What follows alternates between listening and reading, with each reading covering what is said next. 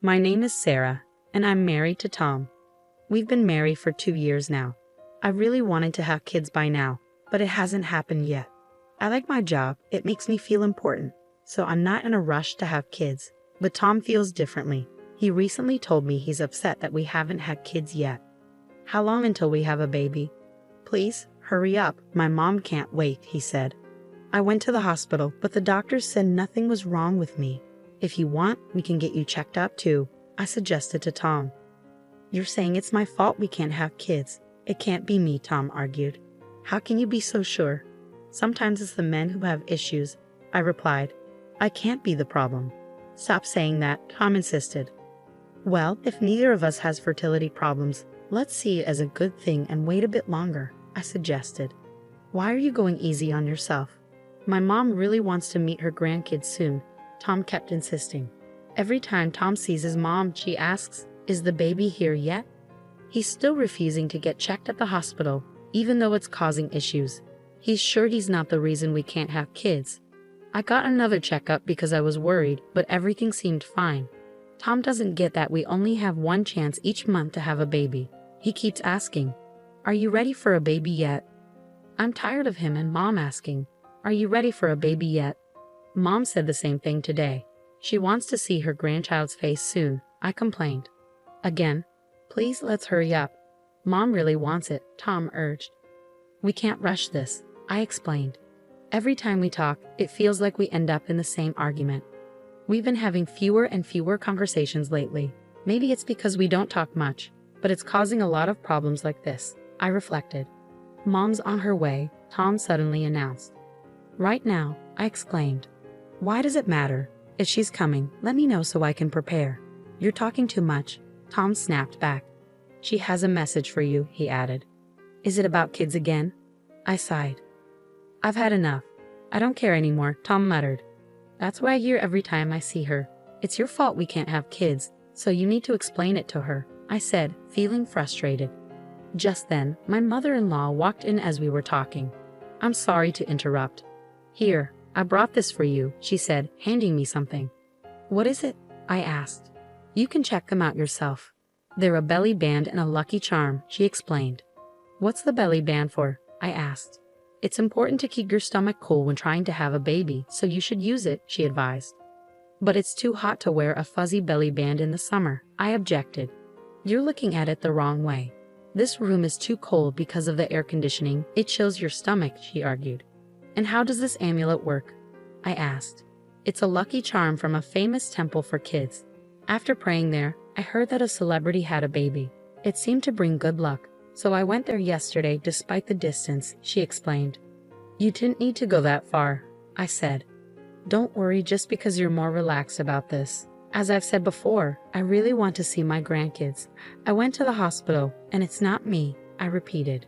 Tom was sitting away from us, acting like he wasn't involved. Why haven't you gotten pregnant yet? My mother-in-law suddenly asked me. I'm not sure why you're asking, I replied. Why don't you try another hospital for a second opinion? Maybe a specialized hospital? I'll help you find one, she suggested. You don't have to do that. I'm sure it's not Tom, so I can only think it's because of you, I responded. Tom hasn't been checked yet. How can you be so sure he's not infertile? My mother-in-law asked. Because Tom, who seemed like he wasn't paying attention, interrupted the conversation. Mom, don't say things that aren't necessary, he advised. Sorry, my mother-in-law stopped talking suddenly. I think a package will be delivered by courier tomorrow, so please accept it, she said. I just wanted to give you this today, so I'll leave now, my mother-in-law announced before leaving me with only a belly band and a lucky charm for the baby. The next day, when the package arrived, I couldn't help but laugh.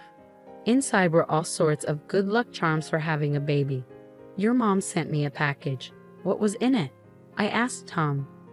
Pomegranates, herring roe, and peaches, he replied. Why did she send those? I wondered. All three are seen as lucky foods that are supposed to bring good fortune for having kids, he explained. I get it. Mom really wants to see her grandkids, I thought out loud.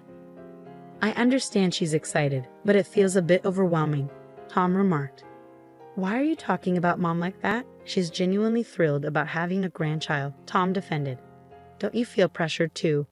I asked. Yeah, but I'm not worried. It's not my problem. It doesn't concern me, he replied. What do you mean it doesn't concern you? It's our issue because we're together, I argued. It's your problem that we can't have kids, so no, it's not my concern, he retorted. It feels like it's my fault that we can't conceive, even though the hospital says there's nothing wrong with me. So why don't you go to another hospital for a thorough checkup like my mom suggested? I proposed. Why don't you ask her to help find a good hospital? He suggested. The hospital I went to is well known for fertility treatments. But maybe it's just famous, not actually good, I speculated. If you're suggesting that, why not ask your mom to find one? He suggested. Are you finally willing to do it? I asked. Yes, if you also get checked out, he agreed. Why should I go to the hospital? I questioned. I couldn't understand why Tom was so confident. Then he dropped a bombshell on me. I've never mentioned it before, but you've been suspicious for a while, and I'm tired of hiding it. So I'll tell you, Tom confessed. What is it? I asked, confused. I've actually been married before, Tom revealed. What? What do you mean? I exclaimed, shocked. I got divorced 2 years before marrying you, he admitted. Why didn't you tell me? I demanded. Well, I got divorced because my ex cheated on me. She didn't ask for child support or anything, so I didn't think it was important to mention, he explained. Are you saying you have children? I asked, bewildered. A son, yes. I haven't seen him since he was born after the divorce, he confessed. I'm lost. I don't understand what you're saying, I admitted. That proves I'm not incapable of having kids. That's why you were so sure it wasn't me, he pointed out. I'm hurt that you think it's me, but it's possible you became infertile in the 2 years after your divorce, I argued. You're still blaming others. You're the issue, so own up to it and do something about it, he accused. I'm not talking about admitting or not admitting. You're starting to annoy me, I shot back. In my 2nd year of marriage, I learned for the first time that Tom had been divorced and had a child. Even after hearing his story, I still wasn't completely convinced that I was to blame for our inability to have kids. I decided to dig deeper into Tom's past. I planned to ask for a divorce once I finished my research. I couldn't bear to stay with Tom any longer. I tried my best to avoid talking to him because he always said hurtful things to me. And of course, we never had intimate relations under such strange circumstances, so pregnancy was out of the question. Meanwhile, my mother-in-law, unaware of our situation, continued to pressure me about having children. Then, one day, Tom approached me looking irritated. By now, I was accustomed to being treated with disdain. He spoke up. I've been thinking about getting a divorce. We don't talk anymore. All we do is fight, and we haven't been able to have kids no matter how long I wait, he declared. I was surprised by his sudden announcement, but I responded calmly. Okay, that's fine. What? Tom was puzzled by my response. He must have expected me to object. Here are the divorce papers. I've filled out all the necessary information already, he stated. What? Why are they already filled out? I asked, shocked. I filled them out so I could end things whenever I wanted. Do you want a divorce? He asked. Yes, I replied, only partly joking. I'm not joking. Do you really want this? He pressed. You said it yourself, I reminded him. I didn't think it would come to this. Did you expect me to beg you not to go through with it? He questioned. Well, we hardly talk anymore, so I thought maybe this was a chance for us to talk and fix things, I explained. Then why didn't you say that from the start? He asked. I wanted things to go back to how they were. But that's not possible, I replied. I'll divorce you right now if that's what you want, he offered. That's not what I want, I admitted. Despite Tom's offer for a divorce, he continued to complain. Our conversations went on, even though it seemed pointless. Then my mother-in-law arrived, right on time. What's going on? She asked. I went out with some friends and got you some gifts, she said, handing me another charm. I visited a different shrine known for childbirth, so I got you this. I've been praying there, and I'm sure it'll bring you good luck this time. We don't need this anymore, I declared. My mother-in-law's face lit up at my words, but I could tell she had misunderstood something. I had a feeling things were about to get complicated again. Well, does this mean you no longer need it? She asked eagerly. Finally, I guess it's because of all my efforts. I'm so relieved. she exclaimed. That's partly right. We need to go back to show our gratitude, she suggested. We? I asked. My mother-in-law stood before me, looking happy. Tom stood beside me, silent, avoiding eye contact. I knew my next words would disappoint my mother-in-law. What is it exactly? Please don't tell me you're about to say what I think you're going to say, she urged. We've decided to get a divorce, I announced. What? Divorce? I thought you were expecting a baby, she replied, shocked. We were just talking about it. Is this a sudden decision? She pressed. Not really. I've been thinking about it for a while, I explained. Are you leaving because you can't have kids? She speculated. No, that's not why I'm divorcing him, I clarified. Well, if you can't get pregnant, maybe it's better for him to divorce you and marry someone else, she suggested. It would be his third marriage, not second. You know that? I reminded her. I found out recently. His ex-wife got pregnant soon after they divorced, she revealed. Okay, I responded, feeling a mix of emotions. So I can only assume you're to blame. If you leave, I'll feel relieved, Tom's mother asserted. I understand. Tom has always been popular with women. He'll find someone soon. Hopefully, our next meeting will bring better news, I replied. Well, if you've made up your mind, get divorced soon. I'm leaving. You two sort out the rest, my mother-in-law declared before leaving, unaware of the whole truth. Once she left, Tom and I continued our conversation. Let's file for divorce right away. I want to start a family soon, and I realize I don't enjoy spending time with you anymore. Let's just get it over with, Tom suggested. Then do it quickly, I replied, handing him the papers to fill out. All I have to do is submit them. By the way, you'll have to leave the house when we divorce, I informed him. What? Why? Tom questioned. I've been making mortgage payments, have you forgotten?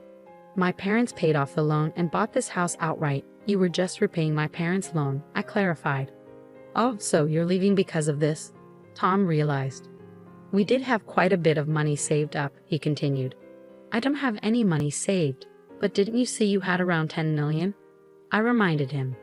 That's the money I saved before we got married, so it's not included in the property division, he explained. Right, I confirmed. Well, it doesn't matter. You're starting a new chapter, he remarked. Yes, and I'm also going to sue you and your mother for emotional distress, I declared. What? Why? Tom asked, surprised. For all the hurtful things you've said to me, treating me like I'm defective, I explained. But it's true, Tom argued. Do you really think I'm the reason we couldn't conceive? I challenged. It's obvious. I have a biological child, Tom insisted. That's when I revealed everything to Tom, shocking him. It turns out your child from your ex-wife might not be yours, I revealed. What are you talking about? Tom asked, bewildered. I got curious about Tom's past after learning about his previous marriage, so I decided to look for clues in his house. Eventually, I found a picture, I explained. Tom tends to hold onto old memories, and I found a few tucked away in a drawer in his work desk, I continued. I looked up his ex-wife's name on social media and found her profile right away. From there, I learned more about who she was, I revealed. Isn't this your ex-wife? I showed him a screen from social media. Tom looked surprised, but I wasn't shocked. Is the child in this picture really yours? I asked him. Tom seemed puzzled. I continued with my story. This child clearly looks foreign. I was looking at your ex-wife's social media, and her husband is from another country. I'm not familiar with him. It seems they're living abroad, I explained. I divorced my ex-wife quickly because she cheated on me, but before the divorce, she got pregnant and claimed it was our child. I'm pretty sure it was his child, Tom admitted. Really? I asked.